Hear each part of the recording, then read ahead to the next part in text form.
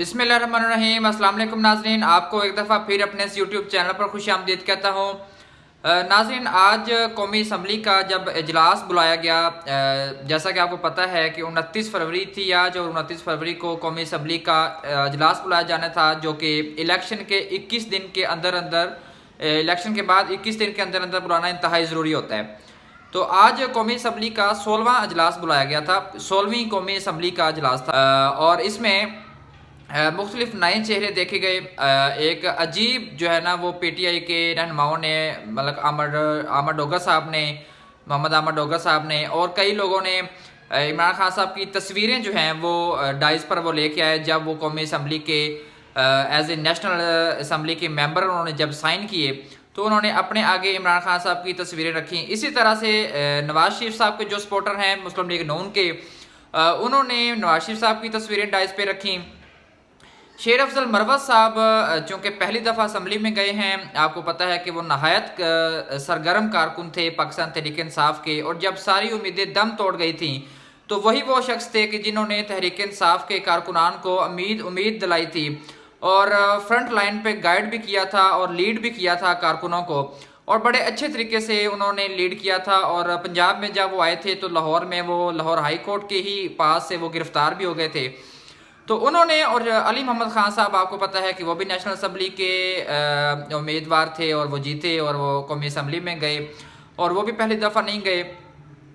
उन्होंने भी, और शेर अफजल मरवा साहब ने, और शानदाना साहबा ने, उन्होंने आप इमरान खान साहब की जो मास्क हैं वो बनवाए थे, और उन्होंने वो लगा के कौमी असम्बली में गए। जब उनसे पूछा गया तो उनका कहना था कि कौमी असम्बली में अगर इमरान खान साहब फिजिकली मौजूद नहीं है तो हमारा मास्क लगाने का मकसद ये है कि इमरान खान साहब यहाँ हमारे पास वर्चुअल या रूहानी तौर पर मौजूद हैं। जैसे वो नवाज शरीफ साहब कहते थे कि जब इनकी हुकूमत को गिराया गया तो वो कहते थे कि दिलों के जो है ना वो वज़ीर आज़म तो नवाज शरीफ ही हैं। इसी तरह इन्होंने कहा कि जी हमारे दिलों में इमरान खान साहब बसते हैं और इमरान खान को हम कभी भी फरामोश नहीं होने देंगे। खैर,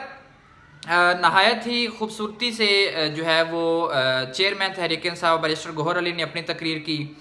यहाँ पे को बताते चलें कि पंजाब असम्बली का जो अजलास हुआ, जिसमें वज़ीर आला जो है वो मरियम नवाज़ मुंतखब हो गई, और उन्होंने एक नहायत ही जो है ना वो जो मुस्बत कदम था उनका वो ये था, उन्होंने अपोजिशन लीडर के साथ मुलाकात की और कहा कि हम लोग आपको साथ लेकर चलना चाहते हैं, और उनको एज ए अपोजिशन लीडर नहीं, उन्होंने एज ए फ्रेंड और एज ए अपना कुलीग लेके चलने का इरादा किया, और उन्होंने कहा कि मैं आपकी भी वज़ीर आला हूँ, आप हमारे बिल्कुल साथ रहें, हमें सजेशंस दें। ये बड़ा मुस्बत कदम था और इस तरह ही होना चाहिए। ताहम इमरान रियाज खान को गिरफ़्तार किया गया और असद तूरसा को गिरफ़्तार किया गया, और ये वज़ीर आला हैं, अगर ये चाहें तो ये फ़ौरन रिहा हो सकते हैं। मुकदमा वही उसी तरह का बोगस मुकदमा,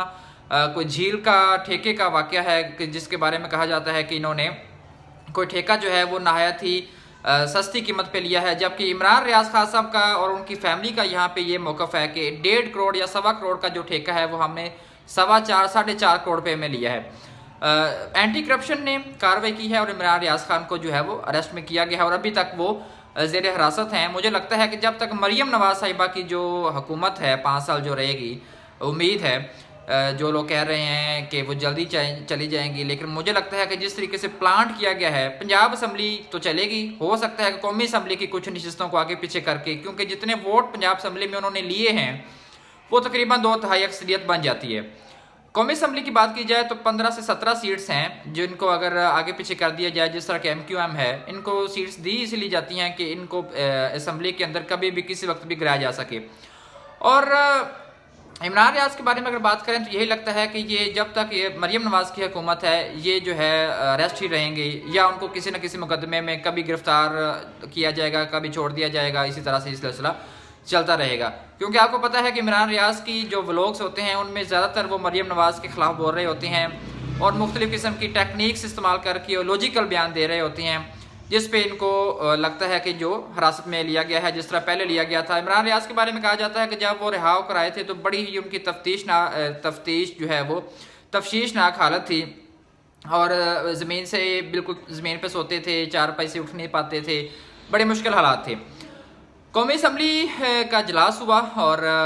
वज़ीर आज़म का जो है वो अब होना बाकी है। आपका जो अब अभी आज सारों ने जो है वो MNA जो है नवाज शरीफ साहब भी आए, उनको भी नारे लगाए गए। उन्होंने जो है वो आज भी हलफ उठा लिए हैं अपने। अब कौमी असम्बली का एक और अजलास होगा जिसमें वज़ीर-ए-आज़म के लिए जो है वो वोटिंग होगी और इस तरीके से वो एक पाकिस्तान एक नया अपना वज़ीर-ए-आज़म जो है वो मुंतखब करने में अरकान जो है वो नया मुंतखब वज़ीर-ए-आज़म करेंगे। मज़ीद ऐसा इन्फॉर्मेटिव वीडियो जानने के लिए हमारे चैनल को सब्सक्राइब करें, बेल के आइकन को लाजमी क्लिक करें ताकि इन्फॉर्मेटिव वीडियोज़ आपको बर वक्त मिल सकें। शुक्रिया।